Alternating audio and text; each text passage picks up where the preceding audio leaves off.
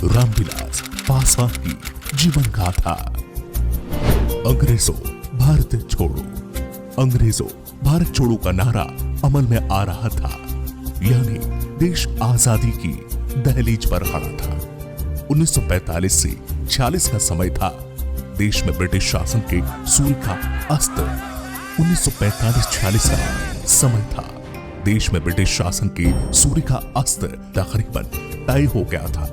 सत्ता हस्तांतरण की तैयारी चल रही थी।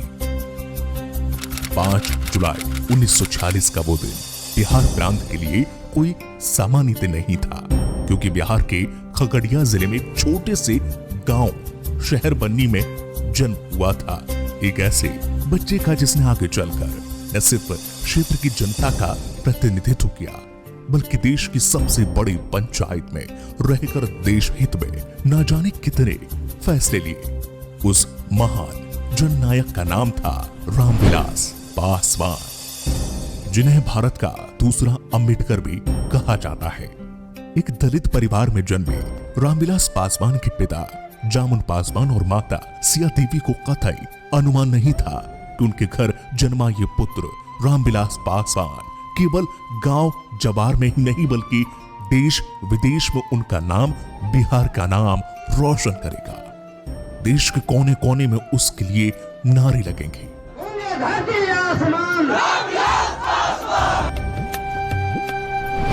रामविलास पासवान का बचपन। रामविलास पासवान का गांव शहर बन्नी चारों ओर से नदियों से घिरा है। शहर बन्नी के पिछड़े और यहाँ के लोगों के कठिन जीवन की एक बड़ी वजह इस गांव की भौगोलिक स्थिति भी है। साल में ज्यादातर समय यहाँ अधिकांश जमीन पानी में डूबी रहती है। सभी नदियों का पानी मिलकर शहर बन्नी को टापू में तब्दील कर देता है। ऐसे में एक घर से दूसरे घर जाने में नाव का सहारा लेना पड़ता है। 1947 में देश को तो आजादी मिली, लेकिन ग्रामीणों के जीवन में कोई भी बदलाव नहीं आया। उस दौर में हालात सामान्य नहीं थे। जीवन की गाड़ी को कड़ी मेहनत के बाद पिता पटरी पर ला रहे थे। 3 भाइयों के बीच रामविलास सबसे बड़े थे। रामविलास पासवान के पिता चाहते थे कि घर के सभी बच्चे अच्छी शिक्षा प्राप्त करके, खासकर रामविलास, क्योंकि रामविलास घर के बड़े लड़के थे। पिता चाहते थे कि रामविलास सरकारी नौकरी करे और परिवार का नाम रोशन करे, लेकिन समस्या ये थी कि शहर बन्नी गांव में कोई भी स्कूल नहीं था। रामविलास की प्राइमरी शिक्षा मदरसे में हुई, जहां वो कमला नदी तैर करके जाते थे। रामविलास के जीवन में आया बदलाव। रामविलास ने आगे चलकर कोसी कॉलेज और पटना विश्वविद्यालय से कानून में स्नातक और मास्टर ऑफ आर्ट्स की डिग्री हासिल की। रामविलास पासवान ने पोस्ट ग्रेजुएशन के बाद घर की आर्थिक स्थिति को मजबूत करने के लिए पटना में ही एक प्राइवेट फाइनेंस कंपनी में 750 रुपए महीने की नौकरी भी की। फिर साल आया 1969, जिसने रामविलास पासवान की जिंदगी में बहुत बड़े बदलाव किए। ये वो दौर था जब रामविलास पासवान के सामने 2 बड़े विकल्प थे। पढ़ाई में अव्वल रामविलास पासवान ने बिहार प्रोविंशियल सिविल सर्विस की परीक्षा उत्तीर्ण की। उनके पास मौका था डीएसपी बन के धाक जमाने और दूसरी ओर राजनीति में रहकर देश की सेवा करना। संसोपा ने बांधी गांठ, पिछड़ा पावे 100 में 60, राजपाट है किसके हाथ, अंग्रेजी और ऊंची जात का क्या पहचान, गिटपिट बोले करे न काम, छोटी जात का क्या पहचान, करे काम और सहे अपमान। अंग्रेजी यहाँ से चले गए, अंग्रेजी को भी जाना है, अंग्रेजी में काम न होगा फिर से देश गुलाम न होगा। राष्ट्रपति का बेटा हो या चपरासी का हो संतान, बिरला या गरीब का बेटा, सबकी शिक्षा एक समान। करखनिया दामों का कीमत आने खर्चे डोरा हो, अन्न की दाम की घटती बढ़ती आने शेर के भीतर हो। महंगाई को जो नहीं रोके वो सरकार निकम्मी है, जो सरकार निकम्मी है वो सरकार बदलती है।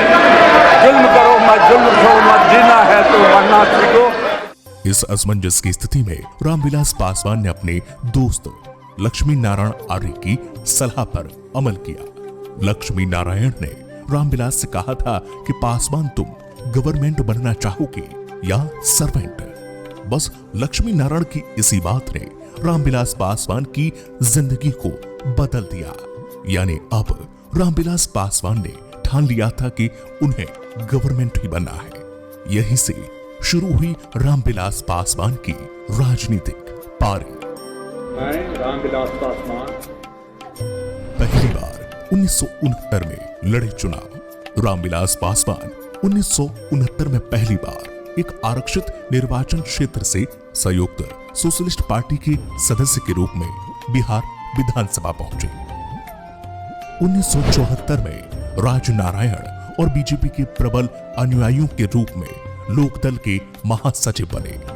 वे व्यक्तिगत रूप से राजनारायण, कर्पूरी ठाकुर जैसे आपातकाल के प्रमुख नेताओं के करीबी रहे हैं। The president has proclaimed emergency.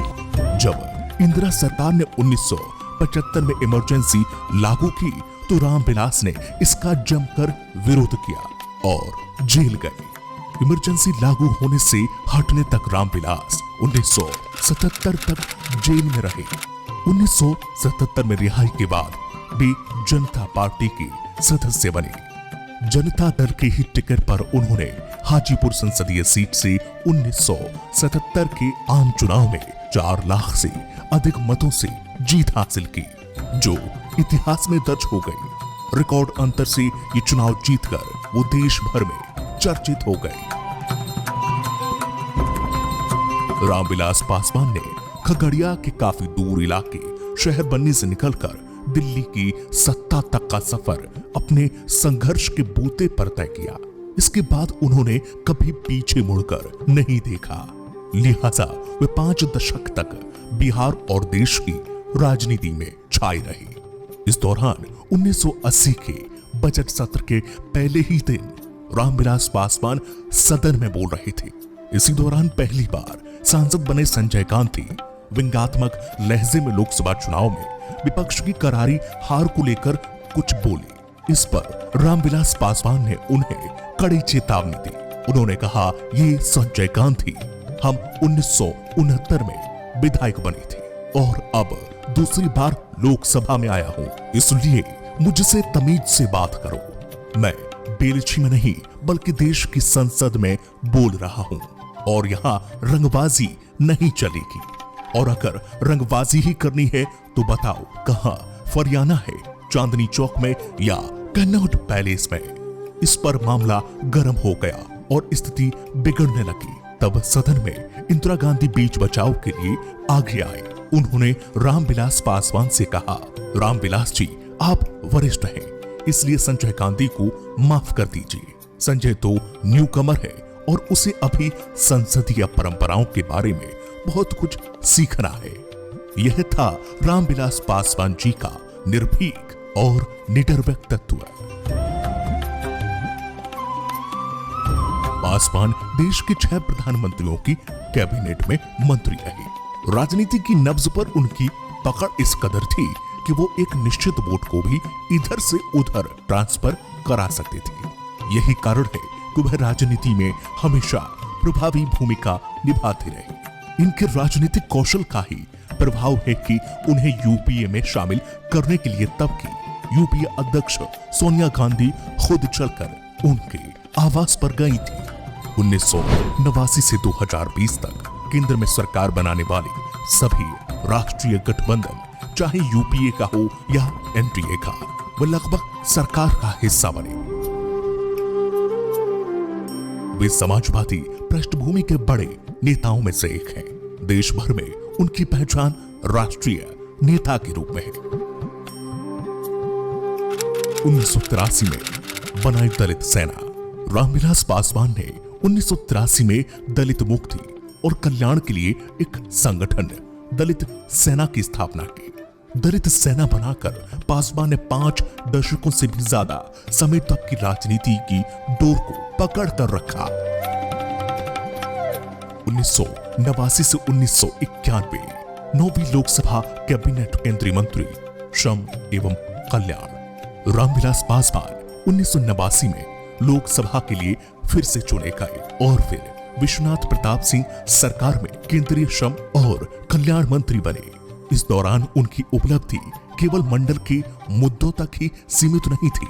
सामाजिक न्याय और जनहित से जुड़े बहुत से काम इन्होंने 1 साल से भी कम अवधि में इस मंत्रालय के जरिए पूरे किए थे।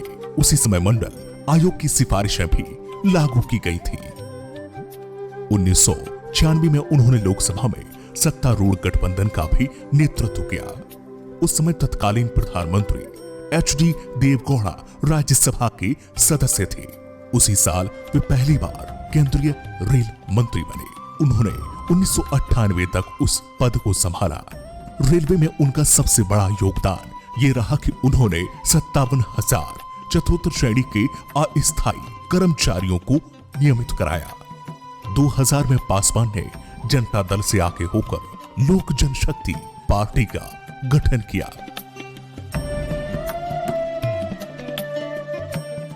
संचार केंद्रीय कैबिनेट मंत्री रामविलास पासवान अक्टूबर 1999 से 2003 तक अटल बिहारी वाजपेयी की सरकार में केंद्रीय संचार मंत्री रहे। संचार मंत्रालय में आते ही उन्होंने आम जन उपभोक्ताओं के हित के लिए कई कदम उठाए। नई प्रौद्योगिकी WLL के जरिए ग्रामीण इलाकों में भी मोबाइल पहुंचाया। उनका सपना था कि वो सभी लोगों के हाथों में मोबाइल फोन देखना चाहते थे।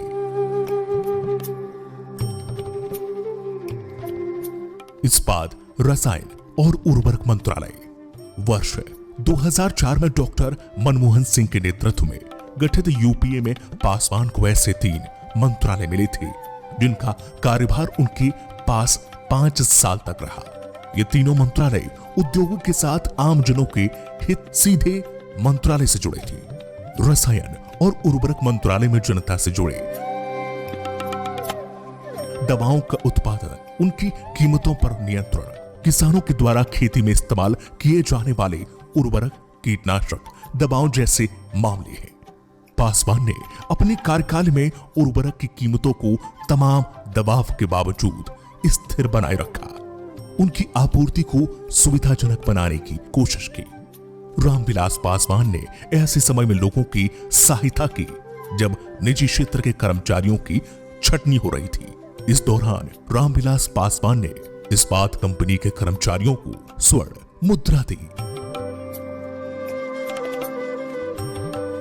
सत्ता की चाबी वर्ष 2005 में बिहार की सत्ता की चाबी पासवान के हाथ लग गई। उस समय उनकी पार्टी के 29 विधायक जीत कर आए थे। किसी दल को बहुमत नहीं होने के कारण सरकार नहीं बन रही थी। पासवान अगर उस समय नीतीश कुमार के साथ या लालू प्रसाद के साथ जाते तो प्रदेश में सरकार बन सकती थी। पासवान के पास मुख्यमंत्री बनने का प्रस्ताव भी आया था, लेकिन उन्होंने इस प्रस्ताव को इनकार कर दिया। दलितों और अल्पसंख्यकों का साथ देने वाले पासवान ने यह शर्त रखी थी कि जो पार्टी अल्पसंख्यक को मुख्यमंत्री बनाएगी वह उसी का साथ देंगे। बाद में उसी साल नवंबर में हुए चुनाव में नीतीश कुमार के नेतृत्व में एनडीए को बहुमत मिला और सरकार बनाई। रामविलास पासवान की उपलब्धियां, वह 9 बार लोकसभा सांसद और 2 बार राज्यसभा सांसद रहे। हाजीपुर में रेलवे का जोनल कार्यालय खुलवाए। केंद्र में अंबेडकर जयंती पर छुट्टी घोषित कराई। प्रधानमंत्री नरेंद्र मोदी की सरकार के समय खाद्य और उपभोक्ता मामलों के मंत्रालय में अपने कार्यकाल के दौरान रामविलास पासवान ने भारतीय खाद्य निगम खाद्य खरीदी के रिकॉर्ड के डिजिटलीकरण को आगे बढ़ाया और सभी राशन कार्डों को आधार कार्ड से जोड़ा। लाभार्थियों को 21 करोड़ विषम राशन कार्ड जारी किए गए। यह सब न केवल फिजूल खर्ची में कटौती करता है बल्कि खाद्य खरीद और अनाज की आवाजाही में तेजी लाता है। मंत्री के रूप में पासवान को कुछ बड़े बदलाव लाने के लिए भी याद किया जाएगा। दूरसंचार क्षेत्र को खोलना, खाद्य खरीदी प्रणाली का डिजिटलीकरण, एक राष्ट्र एक राशन कार्ड के लिए बुनियादी ढांचा तैयार करना और रेस्तरां में उपभोक्ताओं के लिए सेवा शुल्क को वैकल्पिक बनाना उनमें से कुछ है। 2019 में छोटे भाई श्री रामचंद्र पासवान, जो कि समस्तीपुर से सांसद थे, जिनकी अचानक मृत्यु के कारण श्री रामविलास पासवान को गहरा आघात पहुंचा। उसके बाद से ही रामविलास पासवान बीमार रहने लगे। 2019 में ही उन्होंने पार्टी के राष्ट्रीय अध्यक्ष की कमान अपने पुत्र चिराग पासवान को सौंप दी। 2020 में देश के दूसरे अंबेडकर कहे जाने वाले श्री रामविलास पासवान जी ने 8 अक्टूबर को दुनिया को अलविदा कह दिया। रामविलास पासवान को आप दलितों का पासंबा यानी कि रक्षक, दरबान, निरीक्षक, ड्यूटीबान, परवाह कुछ भी कह सकते हैं। रामविलास पासवान अपने आप को इसी रूप में देखना चाहते थे। सर्व समाज के इस जननायक को हमारा कोटि कोटि नमन।